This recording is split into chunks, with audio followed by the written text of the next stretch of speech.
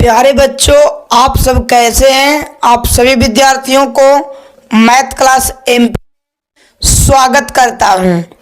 आज मैं लेकर आया हूं क्लास 10th साइंस का सब्जेक्टिव प्रश्न।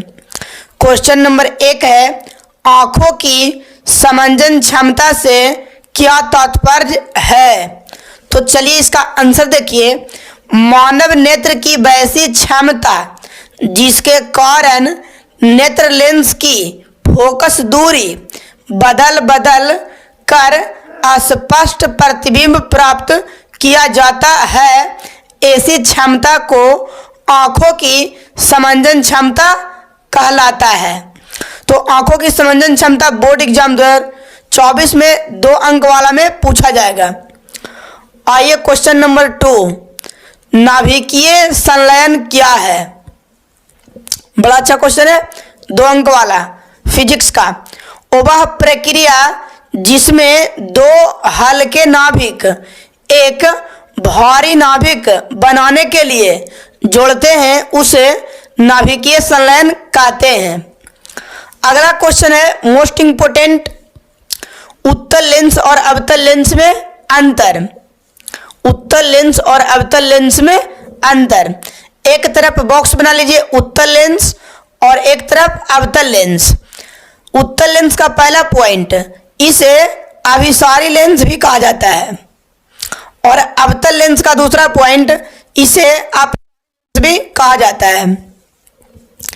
इसका फोकस वास्तविक होता है, इसका फोकस काल्पनिक होता है।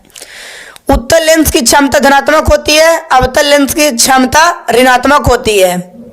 और चौथा पॉइंट है, उत्तल लेंस इसमें वास्तविक और काल्पनिक दोनों प्रकार के प्रतिबिंब बनाता है और अवतल लेंस केवल काल्पनिक प्रतिबिंब बनाता है। तो यहाँ पे हम लोग 3 प्रश्नों को डील कर दिए।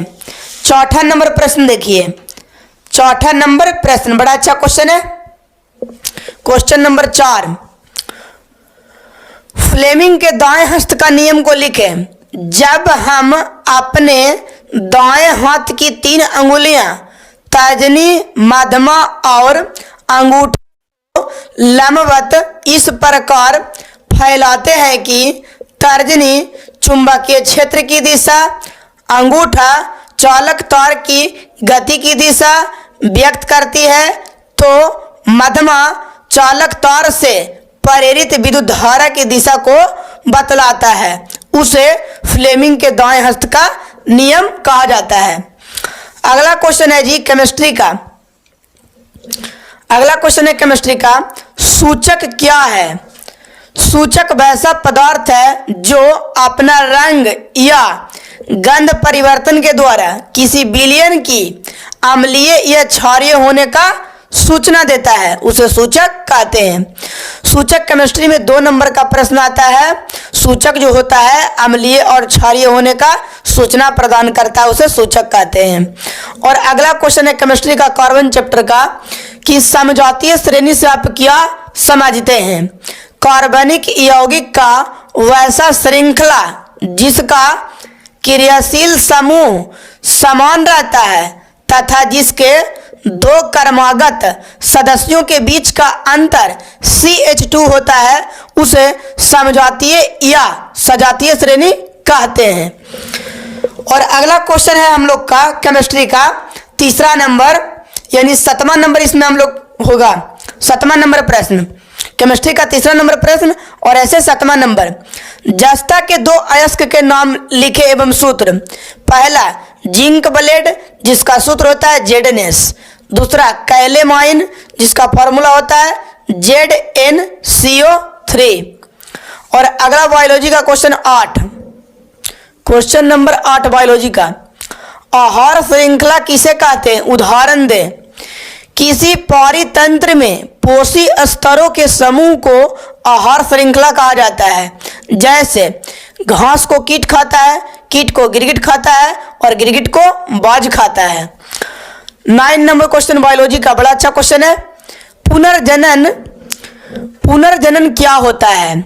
अलैंगिक जनन की वैसी विधियां जिसमें जंतुओं का शरीर के कोई भाग या विशेष भाग किसी कारण टूट जाता है और वे पुनः विकसित हो जाता है, उसे पुनर्जनन कहते हैं।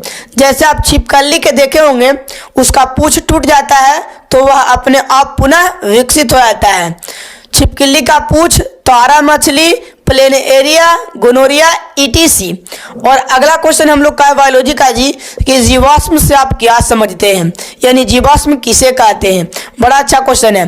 पृथ्वी पर किसी समय जीवित रहने वाले अति सजीवों की अवशेषों या उनके द्वारा चट्टानों में छोड़ी गई छापों को जो पृथ्वी की सतहों या चट्टानों की परतों में सुरक्षित पाए जाते हैं, उन्हें जीवाश्म कहते हैं। तो मुझे आशा है कि आपको वीडियो बहुत अच्छा लगा होगा। चैनल पर पहली बार आए तो चैनल को सब्सक्राइब करें और किसी भी प्रकार के कोई टॉपिक में दिक्कत है तो कमेंट बॉक्स में आप जरूर कमेंट करें।